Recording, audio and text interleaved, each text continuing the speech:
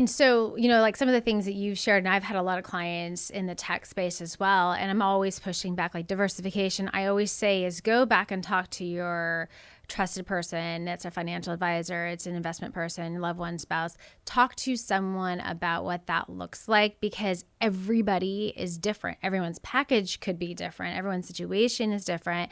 And we're all talking about this here in the room, but all of us are different, right? And then there's also like that peer-to-peer that you want to talk to people as well. And I feel like that is so important, because what works for one person doesn't work for another person. One person can take on a higher level risk than another person, and it depends on what that specific situation is. That's where you can kind of get into the details.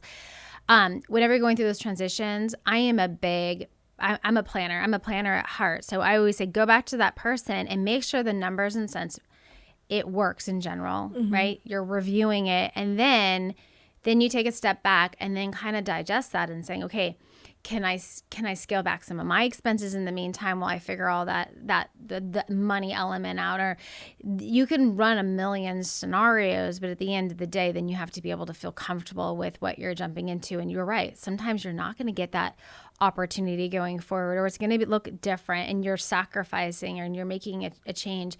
And I see it all the time, like when you're like, especially in tech, a lot of times people are having to walk away from vested options, but the reality is you might not have even, that wasn't even yours anyway, and that's like their intention to keep you. That's their incentive. So you also have to figure like, what is your opportunity you have going forward, and also measure that when you're doing your comparison and seeing what that looks like.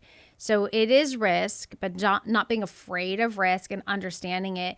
And I just say, like, do your homework all the time. And like that, we've talked about that in general, like just doing your homework. I feel like then you feel comfortable with making an educated decision that works for you. Maybe not what's going to work for the other person and other people in their scenarios, but be specific. Figure out if it's going to work for you. That's going to help you sleep at night, make those decisions.